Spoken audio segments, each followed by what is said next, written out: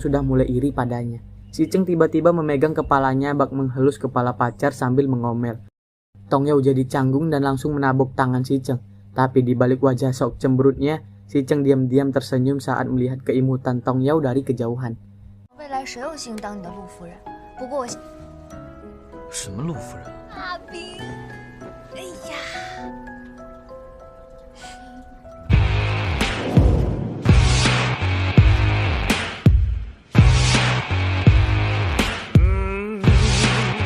Di sini, terlihat tim ZGDX melakukan rapat untuk menghadapi pertandingan latihan bersama tim FNC, di mana mereka mendiskusikan taktik serta karakter-karakter game yang harus mereka gunakan.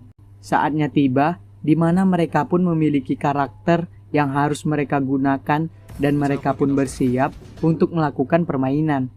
Ini adalah pertandingan perdana Tong Yao sebagai anggota ZGDX. Dewa Ming pun meminta Tong Yao melakukannya dengan baik. Xiao Peng pun menyemangatinya. Permainan dimulai di mana Tong Yao melakukan trik-triknya. Namun dia sempat ditegur oleh si Cheng karena permainan dia yang agak gegabah. Kun pun mulai tertarik dengan permainan Tong Yao. Xiao Peng yang ingin membalas chat Kun malah diketok oleh Dewa Ming. Permainan semakin serius di mana mereka semua mengikuti arahan dari si Cheng. Kun pun terkena jebakan yang sudah direncanakan. Akhirnya hero Kun harus versus dengan 5 hero dari ZGDX. Tim ZGDX berhasil membunuh salah satu hero lawan. Pertandingan ini semakin sengit dan sepertinya mereka pun berhasil melakukan kerjasama yang baik.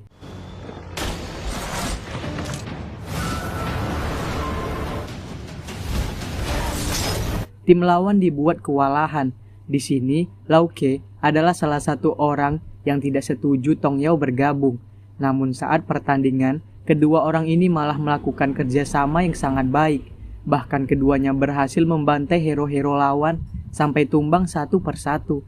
Tapi Lau Ke malah mati dan Tong Yao pun semakin terpacu untuk menghajar hero-hero lawan sendirian. Akhirnya, dia berhasil menghajar 2 hero sekaligus.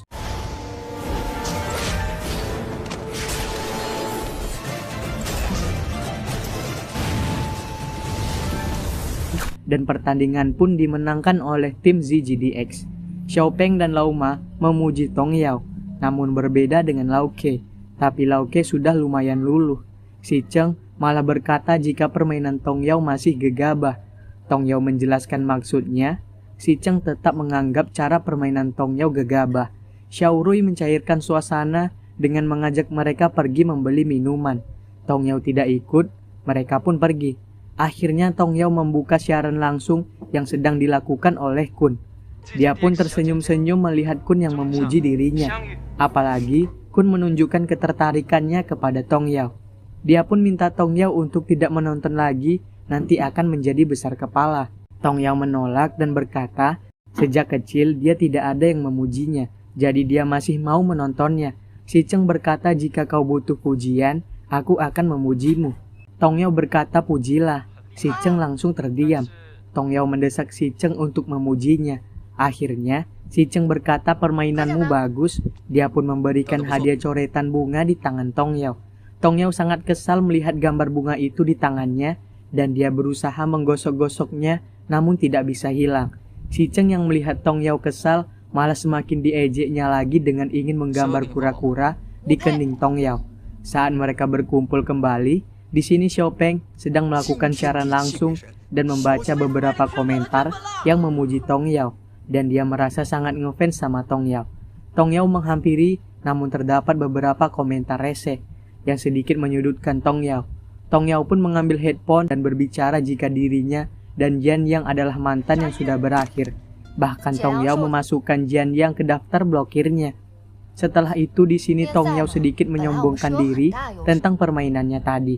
Si Cheng tiba-tiba mencopot headphone-nya dan berbicara. Hal ini didengar oleh fans. Mereka pun heboh.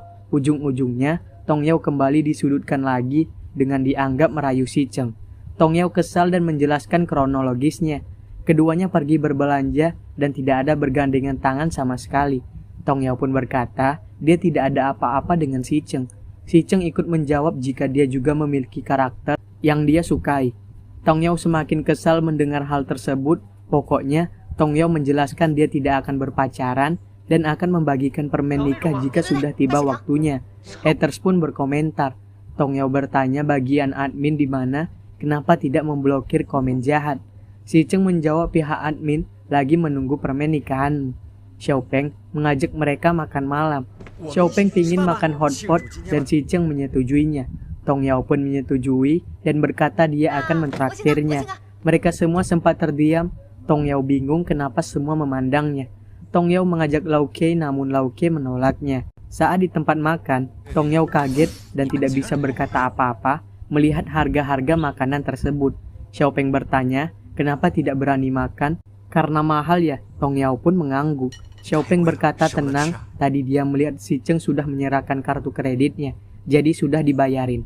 Tong Yao pun lega dan malah memesan lagi. Si Cheng tersenyum melihat dan memintanya untuk makan lebih banyak daging supaya cepat tinggi.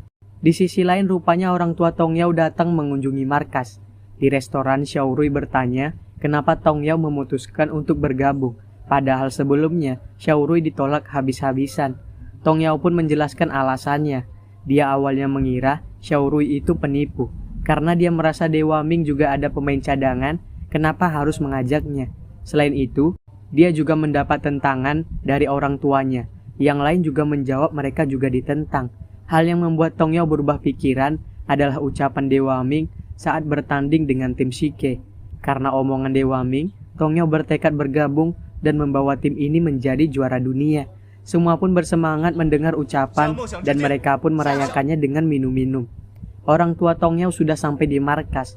Mereka mengetuk dan memanggil-manggil, namun tidak ada jawaban. Di dalam Lau Kei malah asik nari-nari sambil mendengarin musik. Dia menggunakan headphone, membuatnya tidak mendengar panggilan.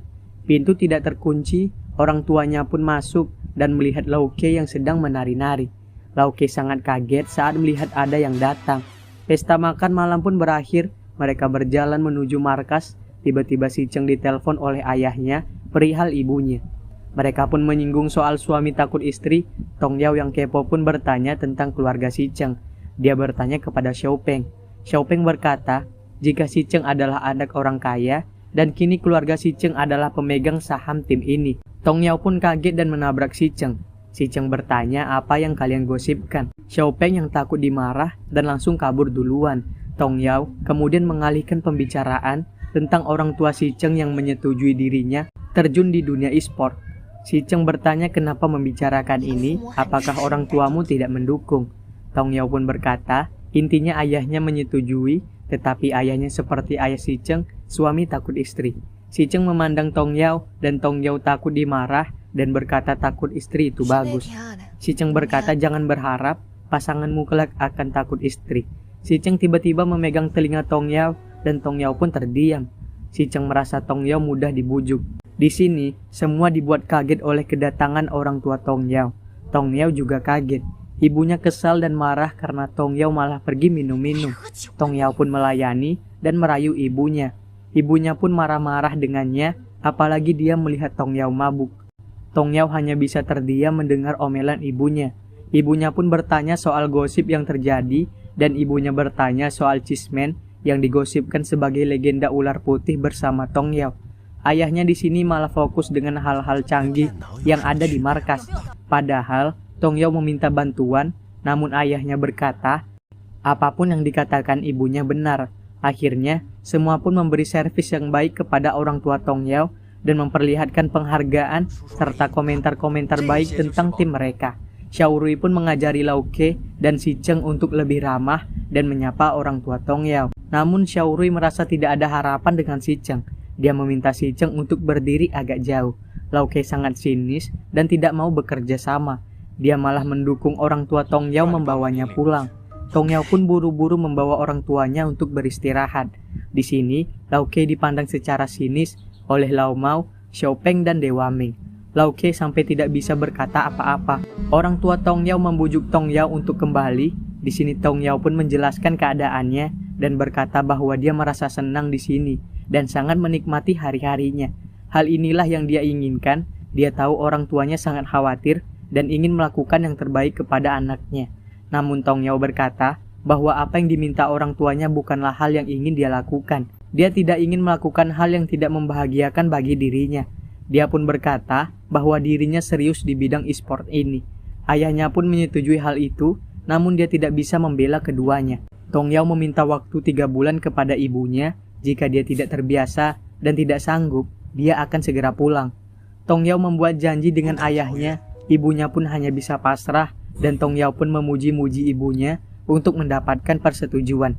Ibunya masih penasaran dengan Cheeseman ini, tapi Tongyao meminta ibunya jangan berpikir yang aneh-aneh dan jangan suka membaca gosip. Tiba-tiba ada yang mengetuk pintu dan orang tersebut adalah Si Cheng. Tongyao pun memperkenalkan langsung kepada orang tuanya, dan Si Cheng memperkenalkan nama lainnya, yaitu Cheeseman. 叫差事吗？ Orang tua Tongyao senang karena Cheeseman adalah orang yang tampan dan sangat sopan. Bahkan Si Cheng begitu perhatian kepada orang tua Tongyao. Mereka pun semakin senang karena rasa penasaran mereka pun terbayar. 麻烦你了。童瑶，加油！